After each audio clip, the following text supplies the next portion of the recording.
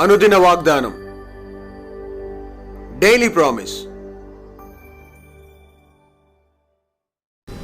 దేవుని నామానికి మహిమ కలుగును గాక. మన ప్రభువును ప్రియరక్షకుడైన యేసుక్రీస్తు వారి శుభనామములో మీకు నా హృదయపూర్వక వందనాలు తెలియజేస్తున్నాను. ఈ దినం దేవుని వాక్కు దినములన్నీ గ్రంథంలో లిఖితములాయను. కీర్తన 139:16.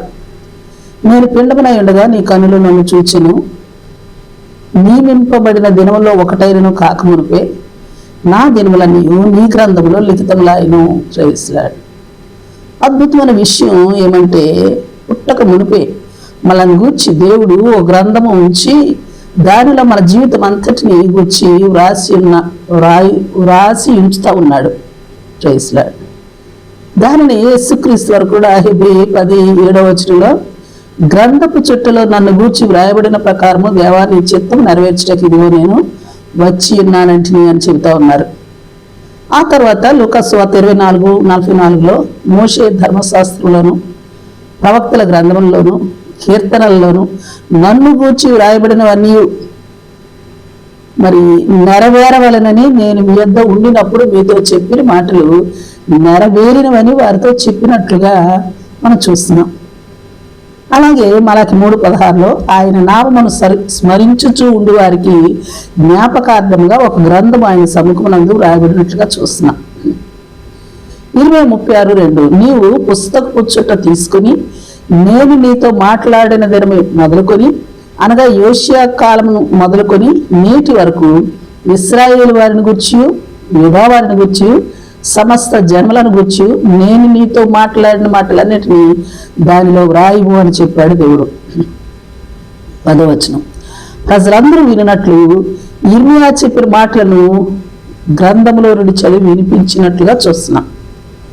మరో ప్రాముఖ్యమైన విషయం ఏమంటే, నిర్గమ 17:8-16 చూస్తే యెహోషువ అమాలేకీయులతో యుద్ధం చేస్తున్నప్పుడు మోషే, అహరోను, హూరు వారు కొండ శిఖరానికి ఎక్కారు.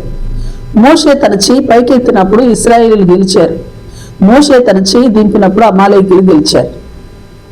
మోషే చేతులు బరువెక్కగా అహరోను, హూర్లు ఒకడు ఈ ప్రక్కను ఒకడు ఆ ప్రక్కను అతని చేతులను ఆదుకొనగా అతని చేతులు సూర్యుడు అస్తమించే వరకు నిలకడగా ఉండెను. అట్లు యెహోషువ కత్తి వాడి చేత అమాలేకు రాజును అతని జనులను గెలిచెను. ఈ సంగతి మనందరికీ తెలిసిన విషయమే. అయితే అప్పుడు యెహోవా మోషేతో ఇట్లనెను.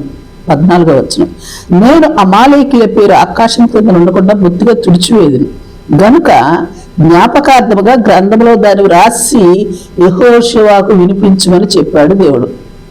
అంటే అమాలేకీయులు బొత్తిగా తుడిచివేయబడినప్పటికీ అక్కడ యుద్ధంలో దేవుడు జరిగించిన అద్భుతం జ్ఞాపకం ఉండాలన్నది దేవుని మరి ఉద్దేశంగా మనం చూస్తున్నాం.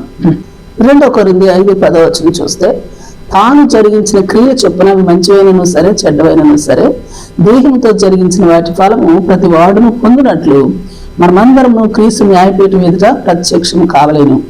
అంటే మనం చేసే మరి మంచి క్రియలైనా చెడ్డ క్రియలైనా అవన్నీ లిఖితములై ఉంటాయని అర్థమవుతుంది. మత్తయి సువార్త 10:40-42 చూస్తే, ప్రవక్తను చేర్చుకునేవాడు ప్రవక్త ఫలం పొందుతాడు, నీతిమంతుడని నీతిమంతుని చేర్చుకునేవాడు నీతిమంతుని ఫలం పొందుతాడు, మరియు శిష్యుడని ఎవడు ఈ చిన్నవారిలో ఒకరికి గిన్నెడు చన్నీళ్లు మాత్రం త్రాగనిచ్చునో వాడు తన ఫలం పోగొట్టుకొనడని మీతో నిశ్చయంగా చెప్తున్నానని ప్రభువారు చెబుతా ఉన్నారు. అంటే ఒకరికి గిన్నెడు మంచినీళ్ళు ఇచ్చిన సంగతి ఈ గ్రంథంలో లిఖితములు అవుతున్నాయని అర్థం అవుతుంది కదా. అందుకే మత్తయి సువార్త 25:31-45 చూస్తే, మిక్కిలి అల్పులైన ఈ నా సహోదరులో ఒకరికి మీరు దాహం తీర్చారు, ఆహారం ఇచ్చారు అంటూ వారు చేసిన ప్రతి పనిని గురించి చెబుతా ఉన్నాడు. అలాగనే మరికొంతమందిని చూసి మీరు మిక్కిలి అల్పులైన వీరిలో ఒకరికైనా మీరు ఇలాగూ చేయలేదని చెబుతా ఉన్నాడు దేవుడు, తండ్రి అయిన దేవుడు. అంటే ఎవరైనా అవసరతలో ఉన్నప్పుడు వారి దీనస్థితిలో మనం వారి అవసరతను తీర్చలేకుండా ఉంటే అది నీవు గ్రంథంలో లిఖితములై ఉంటాయన్న సంగతి అర్థమవుతా ఉంది. దానియేలు 12:1 ఎన్నటికి కలుగునంత ఆపద కలుగును, నీ జనులలో గంధమునందు దాఖలైన వారెవరో వారు తప్పించుకుందరు. ప్రకటన 20:12. అప్పుడు గ్రంథములు విప్పబడెను, మరియు జీవ గ్రంథమును వేరొక గ్రంథము విప్పబడెను. ఆ గ్రంథములందు వ్రాయబడిన వాటిని బట్టి తమ క్రియల చొప్పున మృతులు తీర్పు పొందిరి. 13వ. పాతాళ లోకమును వారిలో ఉన్న ప్రతి వాడును తన క్రియల చొప్పున తీర్పు పొందెను. 15వ. ఎవని పేరైనను జీవ గ్రంథమందు వ్రాయబడినట్లు కనబడని ఎడల వాడు అగ్నిగుండములో పడవేయబడును. అందుకే యోబు ఇలాగ మాట్లాడుతూ ఉన్నాడు. యోబు గ్రంథం 13:23. నా మాటలు వ్రాయబడవాలని నేను ఎంతో కోరుచున్నాను, అవి గ్రంథములో వ్రాయబడవాలని నేను ఎంతో కోరుచున్నాను అని అంటున్నాడు.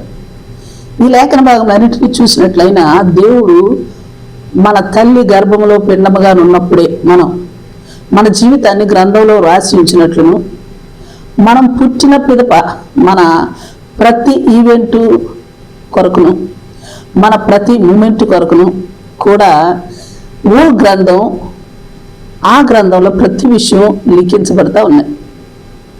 మనకు ఈ విషయం స్పష్టంగా అర్థమవుతా ఉంది. దానిని బట్టి తీర్పు దినమున మనలను గూర్చి తీర్పు తీర్చుటయే ఉండునన్న సంగతి స్పష్టంగా మనకు అర్థమవుతుంది. దానికి మించిన సంగతి ఏమంటే మన పట్ల ఆయనకున్న శ్రద్ధ, ప్రేమ ప్రత్యక్షం అవుతా ఉంది.